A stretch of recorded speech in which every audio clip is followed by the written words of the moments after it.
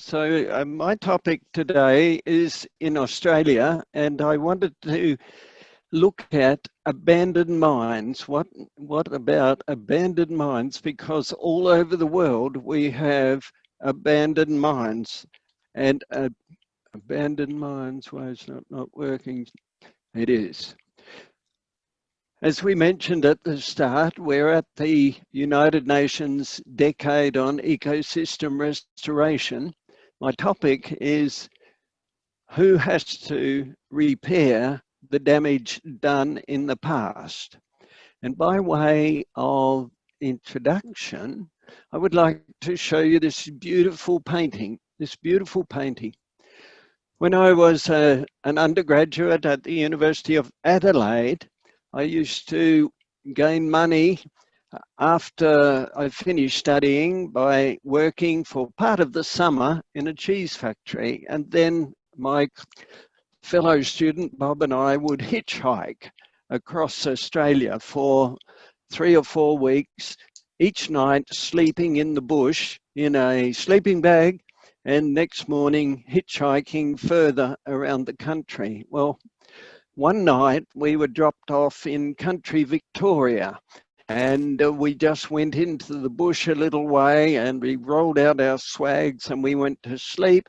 But when we woke up in the morning, we found that we were in the middle of a abandoned goldfield where there were hundreds and hundreds of gold mines, old gold mines that were dug years before. And it was very, very lucky that we did not fall down one of these mines in the dark. So these are the abandoned mines. If you look closely here, you can see many, many diggings happening because the gold rush of the 1850s in Australia brought over 1 million people to Australia to find their fortune. And that wreaked terrible damage right across the vegetation of Australia, the rivers of Australia. The trees were felled and the soil became eroded and great gullies resulted. So what is an abandoned mine? An abandoned mine is a mine that nobody owns. In Australia, we have some 50,000 derelict mines across the country, and there needs to be a responsibility and an ownership applied to clean these up in the future.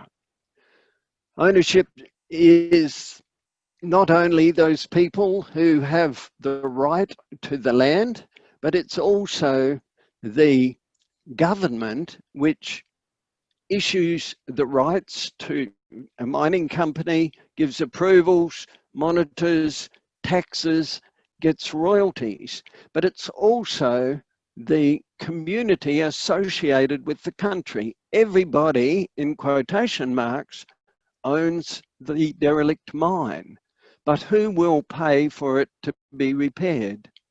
In this slide, you can see an opal mine that I visited recently. And this mine was dug 50 or 100 years ago, and there it is. One can fall down it if one is not careful because nobody has repaired the mine. I want to also go back a little in history. For 40,000 years, the Australian Aborigines lived in Australia and looked after the country. In 1800, when the first Europeans came, they found that the soil was carbon rich, the soil was very hydrated, so much so that when horses were used, they sank into the ground like a sponge. The wheels of the wagons sank into the ground. The ground was so hydrated and so carbon rich. The country was biologically diverse. Within 20 years of Europeans coming to Australia, there was clearing and grazing of the land. The sheep and cattle had very hard hoofs and compounded the land. We had erosion, we had dust, and then was the gold mining. And the gold mining, followed by the coal mining and other resource mining, has left large parts of the country degraded. And it is a major effort now to try to rehabilitate the land. Here, for instance, again, is some of the 1 million people who came to Australia to make their fortunes and really left the country in a terrible state. These enduring legacies, the adverse biological inputs, as well resources, the land in places was sterilised. And as the country grew, there was a blurring of stewardship as to who was responsible. And that brings me also to this word solastalgia that I'll explain in a little. It is the nostalgia that you feel when you are at home, but your environment has changed. We'll come to that word in a minute. So acid mine drainage is one of these major products across Australia and the world, major biological impacts, where we have poisonous sulfuric acid, iron and aluminium bubbling into creeks and streams, leaving stretches of waterways acid-ridden and dead. We have poor construction of containment dams. We have coal seams underground catching fire and burning and burning and burning. And all of the time there's the argument as to what should be done. And what should be done is determined as much by social attitudes as by scientific and technical assessment. Some examples: this poorly constructed tailings dam has been releasing water for 20 years down this river, poisoning this river for 40 kilometres. Here in Tasmania, a zinc mine has totally denuded all the hills of any trees because of the poisonous fumes from the processing of the zinc ore. Here the King River, biologically dead, no living organisms in it in 2014 as a result of mining. In terms of the government, our government in New South Wales has set up a derelict mines program, which unfortunately only has $3 million per year to be used over some 600 derelict mine sites to rehabilitate them. The mines are derelict because no person or entity is accountable for the remediation. The person who dug the hole has gone. And indeed, when one buys land in Australia, one can suddenly find, caveat emptor, or suddenly find that one is responsible for the derelict mine that might be on that land. Quite close to Newcastle, we have a tailings dam from a coal seam that was very rich in sulfur. And so sulfuric acid is leaching out and coming into this creek. It was clear, but very acid and very dangerous for vegetation. So the local community said we must neutralise it. When they neutralised it, then all of the metal salts precipitated and this colour resulted. So community is concerned, but In terms of the rehabilitation of these areas, great problems are encountered. In Newcastle, we have much coal. We are the biggest coal mining port in the world. And 40 kilometres from Newcastle, there's a region where open cut coal mines are operating.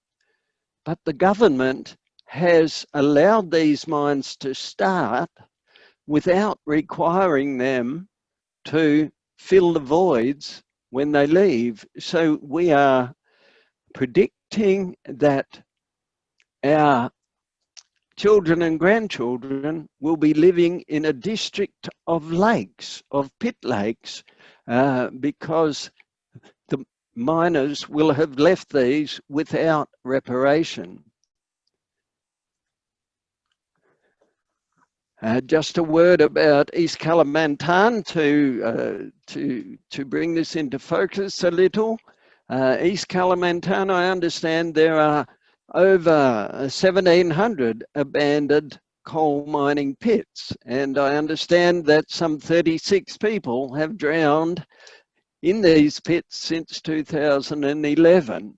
And it is, again, the regulatory framework that is not sufficiently vigorous. However, we've just heard that in those mines where there is a strong regulatory framework, as at PT Adaro, where we saw Didik's wonderful presentation, here there is an excellent example of restoration. So the take-home message is, if governments are regulating properly, then the mines, new mines, will not become derelict.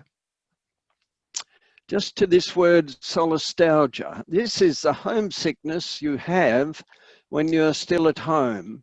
We're all homesick for the environment we grew up in. And in this case, Glenn Albrecht, an academic at the University of Newcastle, gave the world this new word, solastalgia, because suddenly his environment became a coal mining environment and was no longer that beautiful landscape that he once used to live in. Solastalgia, a beautiful word, an important word for us all to remember. There are, though, on the other hand, and this is a positive, there are opportunities for us to do something with these derelict mines. So we have heritage tourism, we have recreation, we have development, we have the possibility, as Didik showed us, of the possibility of fish farming, of vegetable farming on such a lake. Here in New South Wales, Australia, at Golgon, we have the tourist attraction of old mining equipment. Yes, that's one way to go. Here's another mine in New South Wales that I visited a month ago. This one is a gold mine. And here, unfortunately, there has been no reparation except to build a fence around the mine and put a little sign there to explain what is happening in the mine, which is nothing. And again, the government has not made the company repair the problem. One place where there has been a marvellous change, in Cornwall in England, this huge quarry has been transformed into an education centre and a major tourist attraction. With the inputs of money, we can have such transformation from this to this. So as I get to the end of my presentation, the government, in my view, is responsible for these abandoned mines and should be made responsible. It has collected money for the license, money for the exploration license, money for the retention license, money for the mining lease. It has collected royalties. And I think we need governments to create better legislation, regulatory frameworks that prevent industry from simply walking away from a site with little or no rehabilitation. We must address acid mine drainage. We must address the solastalgia that our people who have to live with the derelict mine are facing, and we have to force the government, force industry and community to take responsibility for these mines instead of leaving the challenge to future generations. So I take you back to Barry Commoner's law. Everything is connected to everything else. Everything must go somewhere. Nature knows best. And most importantly, for every action, there's a reaction. There is no such thing as a free lunch. We are starting a decade of ecosystem restoration. I hope all together we can work towards preventing degradation of ecosystems, halting degradation of ecosystems, and reversing degradation of ecosystems. Thank you very much.